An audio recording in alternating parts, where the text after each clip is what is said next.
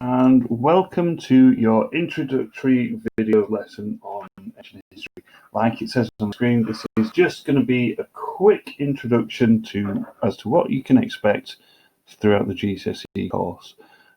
Don't worry too much if you don't remember all of this. We will go over this again in September, but this is just a little reminder of the kind of things you're going to do, how the course is going to work, and some of the things that you will need to do and need to get your head around. So let's get started. So here are some of the basics in case you want to have a little poke around and do a little bit more. The course is an OCR GCSE. There's the exam code on the board, on the slide. There are no other exam boards that do ancient history. So even if you just search ancient history GCSE, you will come to the OCR page. No other exam boards do it.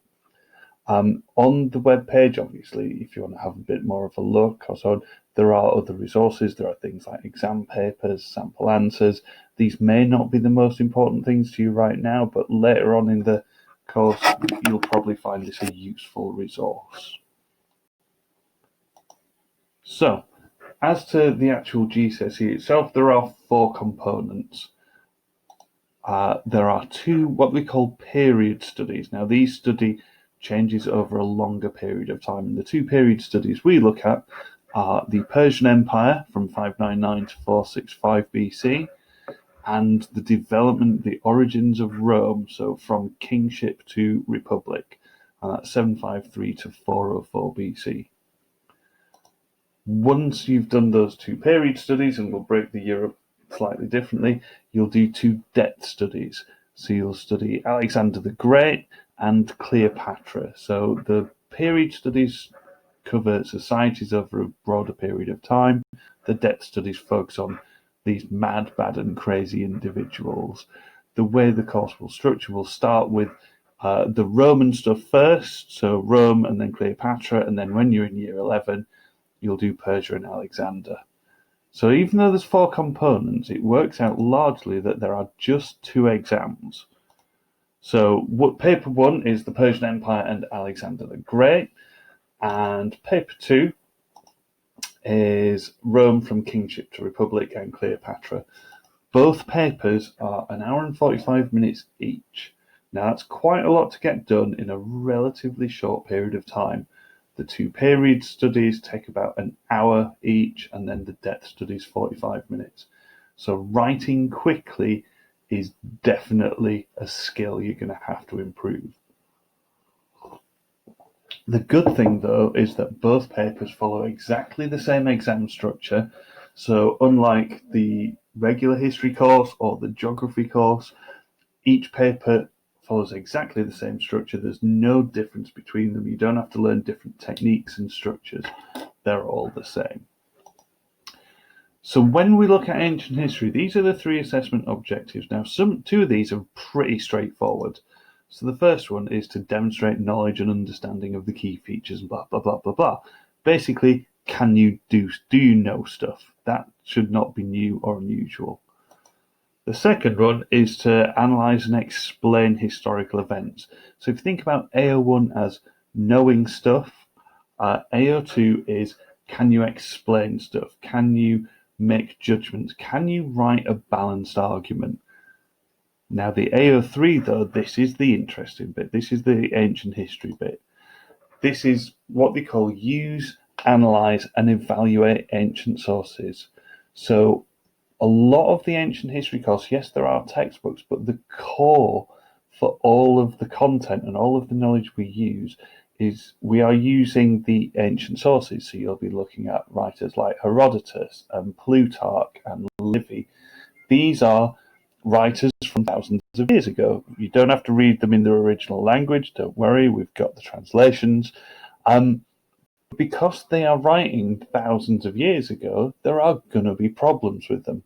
So an easy way to think about AO3 is what's wrong with it. So AO1, what do you know? AO2, can you explain it? AO3, do you know what's wrong with it? And when you get to some of the source material, definitely it's quite obvious. Some of them are not subtle. So in one of the stories, there's a guy who's fed his own son. One of the obvious points would be, do we think that really happened? with the kings of Rome. There's a king whose head set on fire as a baby, but magically went out again. Do we think that's reliable? So it's this mixture of myth and factual history. That's the AO3 bit. You will get used to it. It's just something to be aware of. So, like I said, AO3, because of the period studies, is not 100% accurate. A lot of these are more like stories. So when we talk about the original source material, they're not really written for academic purposes thousands of years ago. They're written to entertain, and they're either massively exaggerated or overly biased towards an individual. And if you think about ancient history, because of the time periods we study, we're looking at somewhere between history, literature, and a bit of archaeology. It's just for you to be aware of. You will get significantly better at this throughout the course. But this is some of the fun bit, explaining why there's a man escaping from a ship on a dolphin. So this is what you can expect. So obviously our commitment to you, we will give you everything you need. We've said one book per unit, but obviously some of this is going to have to be digital. So we'll think about that later on. You are going to get copies of the relevant ancient sources. What we will do is we will give you electronic and physical copies. In the past, we've given people a zip folder to keep everything together. Now, whether that's something that's worthwhile in this half virtual, half taught framework, we'll have a look at. But some things we can definitely provide you. It is the best content of any GCSE. I've taught normal history for a long time, and this is better. It's more fun. There are certainly a lot more ew moments. It's the tall tales, the grand narratives, the quite ridiculous things that you don't get with other courses. Ancient history is definitely the course where if you were to make it into a film, you would not be allowed to watch it until you were significantly older. And the usual things as well. What else can you expect from us? Regular tests and feedback. That goes without saying.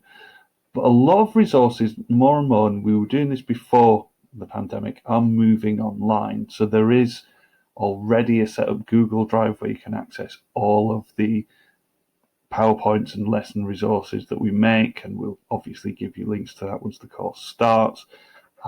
There's obviously the Google Classroom. We've peppered Planet eStream, the online school's online video service, with all kinds of documentaries and so on.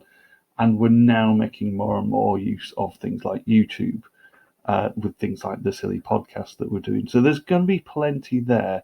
There's not necessarily a lot of pre-made resources like with other sort of courses, but we fill that gap quite admirably. So you can't buy revision guides, so we've written some for you.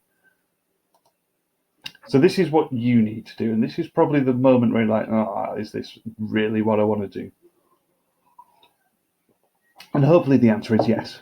So the key thing you need to do, and this is the same for any GCSE, you need to work hard. There are no quick fixes, and like anything in life, you will get out of this what you put in. If you do miss lessons, and obviously this is going to be slightly different now because not all of the lessons will be doubled up virtually, you do need to catch up, especially with the nature of new GCSEs and now the nature of having to work online and offline. There will be not a lot of time. We don't have time to go back over things, so we've just got to get on with it. If you miss a lesson, you've got to catch up. You need to take responsibility for your stuff.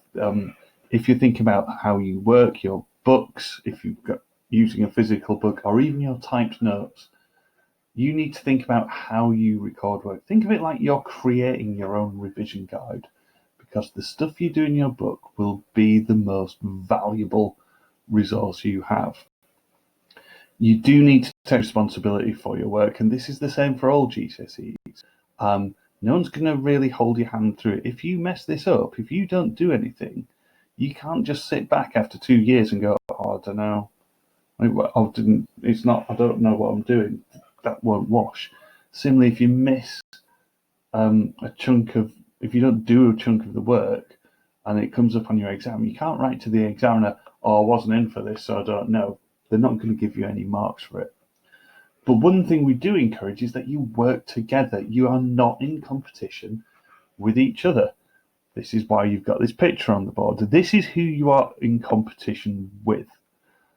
Ancient history is a, shall we say, more exotic GCSE. There aren't many people in the country who do it. It's slowly growing, but ultimately you're up against the private schools. There they are. Look at him, especially if you can see the highlight. He's clearly the bad man of Eton. Look at him, his low-hanging pants, swaggering across the road. This is who you're up against. So do work together. Use each other as a resource. If you're not sure, ask a friend. And there we go. That's basically what your competition will look like. We do obviously punch massively above our weight, and we do well in the exams if you work hard. So finally, that's it for your little introduction to Ancient History GCSE. If you do have any questions, one of the key things to do now is use the stream on this Google Classroom. Post as many questions as you can, and either myself or Mrs. Taylor will answer them as quickly and as thoroughly as you can. We're really looking forward to teaching you. Hopefully it will be everything you expected it to be. So until next time, farewell.